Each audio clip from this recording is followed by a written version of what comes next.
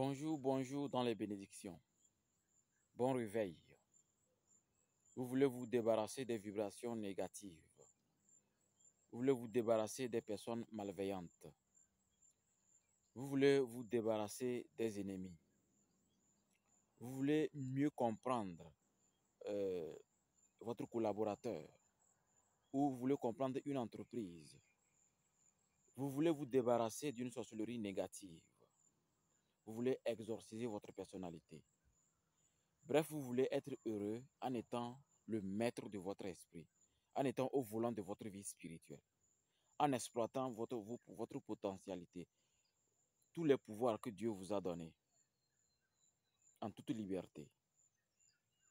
N'hésitez pas à me contacter pour qu'on puisse poser les fondements de votre vie.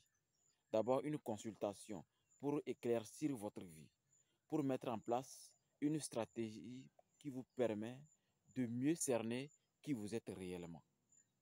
Ensuite, il faut maintenant mettre en place une formule issue des racines d'un arbre. Bref, un égrégore. Pour que, à chaque fois qu'un individu cherche à bouleverser votre vie, à chaque fois qu'un individu cherche à baiser votre femme, à chaque fois qu'un individu cherche à arracher votre mari, à chaque fois qu'un individu veut vous créer des problèmes, que ce monsieur soit paralysé. Malgré la paralysie, s'il continue, il pique une crise cardiaque et il meurt.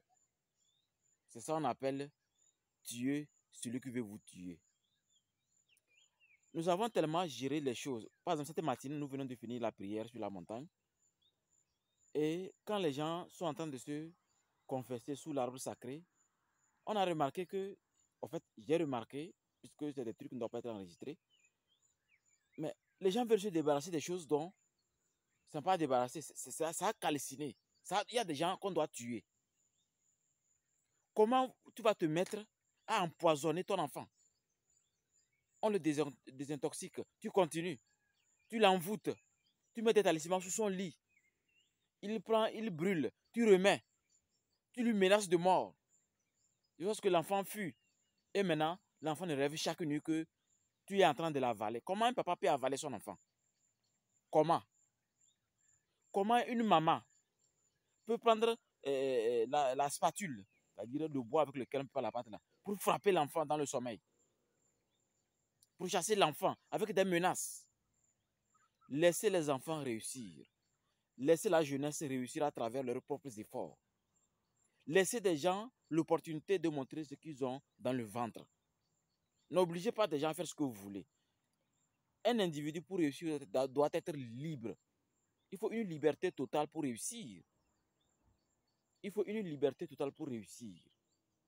Donc, n'hésitez pas à chercher à comprendre qui vous bloque réellement, qui vous empêche d'être ce que vous êtes destiné à être, qui vous empêche à découvrir la lumière, qui vous empêche à trouver un vrai copain, un vrai mari, à trouver finalement un enfant. Quand nous avons fini la prière et que d'autres ont vu les résultats commençaient à s'organiser, beaucoup ont voulu tout de suite qu'on entame la deuxième phase. Alors que la deuxième phase, il faut forcément que ce soit samedi prochain. Mais aujourd'hui, il y a eu trop. Nous avons encore découvert trop de situations négatives dans la société. Les gens vraiment pourrissent la vie de leurs enfants, la vie de leurs conjoints, de leurs copains, de leurs maris. Je crois que nous devons aussi enseigner le principe de la liberté, le libre arbitre. Laisser des gens soient libres, laisser des gens faire leur choix. Mais il faut les responsabiliser. Il faut que chacun soit responsable de ses actes. Je vous ai dit, si une personne est importante pour vous, apprenez à le démontrer. Et ayez un comportement dans lequel vous n'allez pas dire « je ne suis pas ceci » et avoir tel comportement. Ce n'est pas bien. Donc, encore une fois, nous allons mettre en place une... Je m'efforce de parler hermétiquement. Une stratégie ou si vous voulez une prière pour samedi prochain. Nous allons faire de sorte que à la seconde où vous voulez faire du mal à quelqu'un, vous puissiez le regretter. Il ne faut pas que l'argent vous saoule. Il ne faut pas que votre position sociétale vous saoule. Ce n'est pas parce que vous êtes ministre ou député ou bien placé qu'il faut piétiner les autres.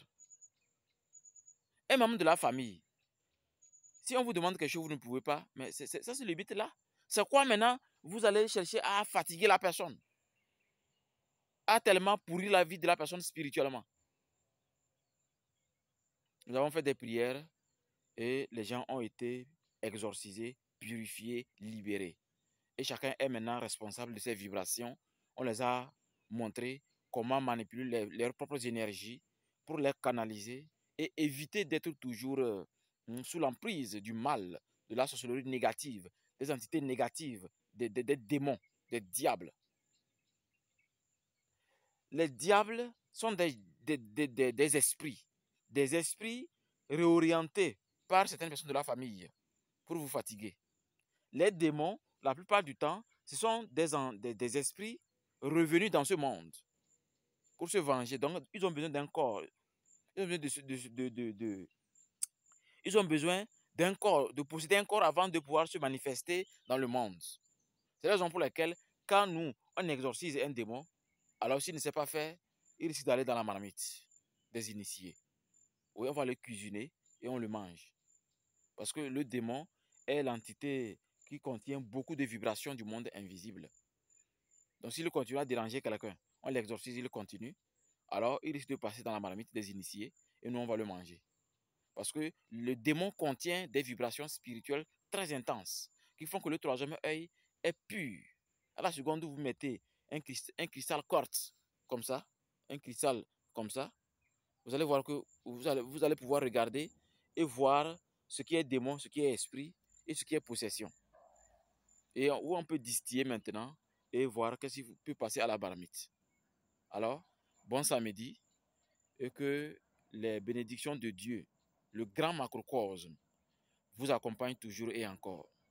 Rendez-vous samedi prochain pour des prières, pour d'abord mettre en place la stratégie que j'ai pensée. Je vais commencer à préparer tout ce qu'il faut, l'élixir. Samedi prochain, c'est ce que nous allons faire. Vous allez prendre l'élixir avant de commencer la prière.